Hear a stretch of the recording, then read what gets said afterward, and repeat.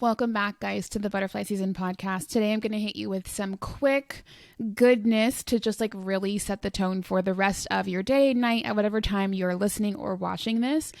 I want to talk to you guys about eating the frog. So I was at a mastermind recently, and a friend of mine, Melissa, was talking about how she's kind of just changed her mornings around and they have been so impactful. And she says she eats the frog. And I'm like, well, what is that? And basically eating the frog, as she explained it, is like doing the hardest thing first in the day and then getting into everything else. And how I was structuring my days previously might be helpful to give you some insight on why I felt like I needed to do this for me. So typically throughout my week, I'll wake up in the morning around 6 and then I go to hot yoga around 7. And the 6 wake up is not like just right away wake up. I really enjoy a slow morning. So I wake up at 6, hang out for a little while in bed, go to hot yoga, come back, shower, get ready. And I really found that a slow morning helps regulate my nervous system. I don't start work until about 11. And that's not like working on the podcast or Whxte. Those are my two like babies that I'm trying to bring up to fruition.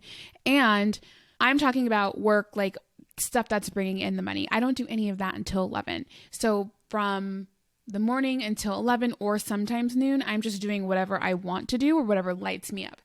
I have found that when I'm doing that, I just feel better about the day as opposed to jumping right into work and then being exhausted from it. And then at 3 or 4, jumping into stuff that I'm passionate about. At that point, I just don't have any energy for anything else. So I felt like there was a tension in my days that I hadn't resolved. Okay, so now back to Melissa.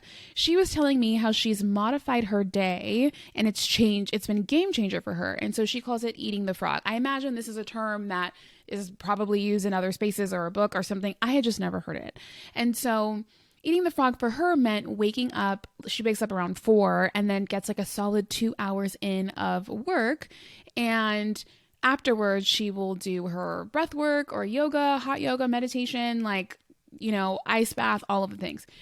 And she said that it's allowed her to really drop in those meditative states because like all of the chaos in her mind or to-do list or whatever is like for the most part done. Now, I realize that in hot yoga, when I do it in the mornings, I'm thinking about other things, or sometimes I'm just like trying to like slow down the chaos in my mind, which is a practice of meditation, right? It gets better over time.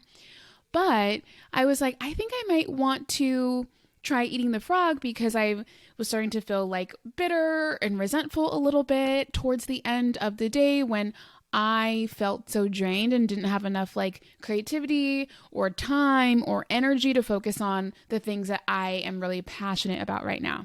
So what that's looked like for me is I've been waking up at 5. I'm going to try to like work up to 4:34, but that's TBD. I wake up at 5 and I'm getting like an hour and a half of solid work done. I tried it. I've been doing it for the past, month or so. And I'm going to hot yoga afterwards. I've been dropping in so quick, which has been very beautiful. And then from hot yoga and on, I'll shower, get ready, eat breakfast, just like really slow, but then also work on the stuff that I love.